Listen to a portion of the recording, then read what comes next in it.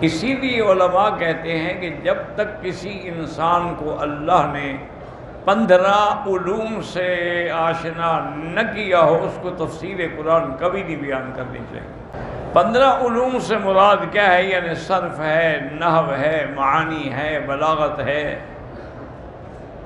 احکام ہیں، ناسخ و منسوخ ہیں،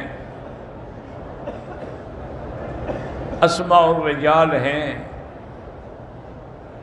تو جب تک ان ساری علوم پر انسان کی نظر نہ ہو، وہ لازمی بات ہے کہ ترجمہ کرنے میں غلطی کر جاتا ہے۔ جیسے کہ حضرت تھانوی رحمۃ اللہ علیہ کی خدمت میں ایک آدمی آیا اور اس نے کہا کہ حضرت میں پروفیسر ہوں اسلامیات کا،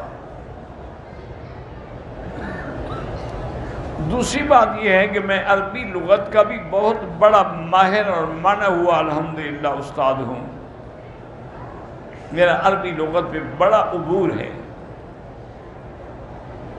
اور مجھے دین سے محبت ہے، اس لیے قرآن سے بھی محبت ہے،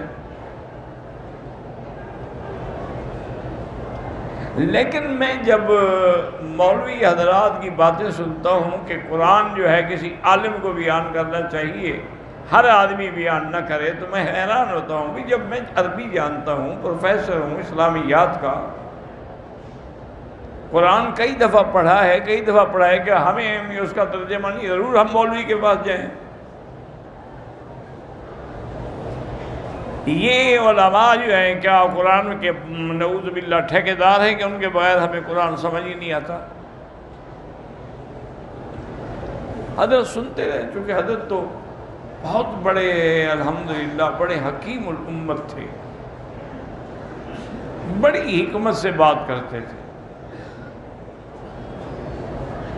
سنتے رہے۔ جب اس نے بات ختم کی تو آپ نے فرمایا اچھا ماشاء اللہ، آپ کو اللہ کے قرآن کے ترجمے پر بھی عبور ہے؟ انہوں نے کہا ہاں جی بالکل، مجھے کسی آیت کا معنی پوچھ لیں۔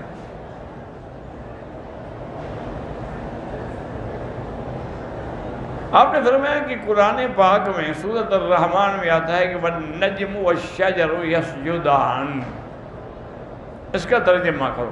انہوں نے کہا جی یہ تو بڑا آسان ترجمہ ہے کہ ستارے بھی اور درخت بھی اللہ کا سجدہ کرتے ہیں، اور قرآن پاک میں دوسری جگہ باقاعدہ موجود ہے کہ وَالنَّجْمِ إِذَا هَوَىٰ، برا ستارہ ہے۔ اللہ کے بندے جہاں بھی نجم آئے گا معنی یہی کرو گے؟ اس نے کہا جی اور کیا کر سکتے ہیں؟ تو پھر تم نے قرآن کو سمجھا کیا ہے؟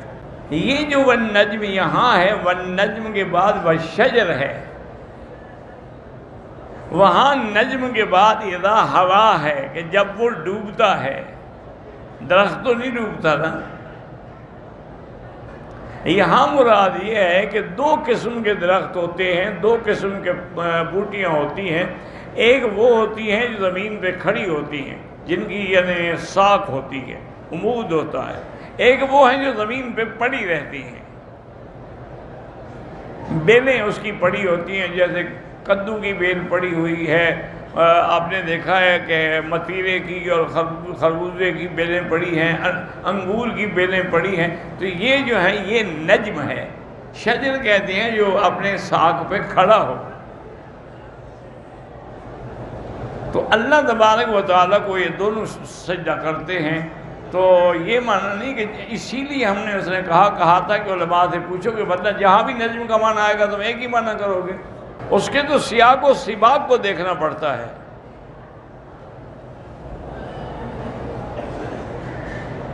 بعض اوقات ایک ہی لفظ ہوتا ہے لیکن اس کے معنی کئی ہوتے ہیں۔ مثلا قرآن میں لفظ عین ہے، اب ایک ترجمہ تو اس کا وہی ہے آنکھ ہے، لیکن عین کا معنی جاسوس بھی ہے، جو جاسوسی کر کے خبریں پہنچاتے ہیں ان کو بھی عین کہتے ہیں۔ اور عین کا معنی جو ہے یہ ہمارے یہاں گھٹنا ہے نا، اس کی جو ہڈی ہے اوپر، اس کو بھی عین کہتے ہیں۔ سورج کو بھی عین کہتے ہیں۔ تو آپ نے فرمایا اللہ کے بندے اب کیسے ہم فرق کریں گے؟ وہ تو حیران ہو گیا، پریشان ہو کے بیٹھ گیا۔ ہم نے فرمایا کہ اگر ہوگا کہ عین طلعت، کہ عین جو ہے وہ طلوع ہوا تو کہ ہاں اس سے مراد سورج ہے. اگر آئے گا عین ان کسرت بھی عین ٹوٹ گئی ہوں گے ہاں وہ گھٹنے کی ہڈی ٹوٹ گئی بیچارے کی. اسی طرح اگر آئے گا عین ان فجرت کہ عین جو ہے وہ پھوٹ پڑی ہوں گے ہاں اس سے مراد وہ چشمہ ہے جو زمین سے پھوٹا ہے, اس کو بھی عین کہتے ہیں. فجرنا الارض عیونا.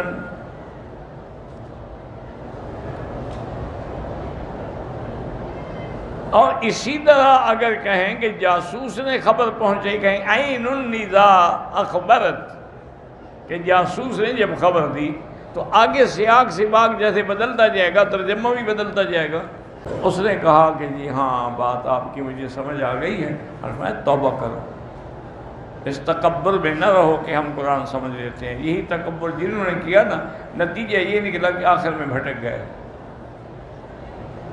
اب سر سید جیسا قابل آدمی, اتنا پڑھا لکھا آدمی, فارن کا پڑھا ہوا, جس نے وہاں کالجوں کی بنیاد رکھی, بڑی خدمت کی اس نے, لیکن ان کو بھی یہی شوق تھا مفسر بننے کا. ماشاءاللہ انہوں نے تو قرآن کی تفسیر بھی لکھی جس میں ایسی غلطیاں کی کہ کوئی جاہل بھی نہیں کرتا.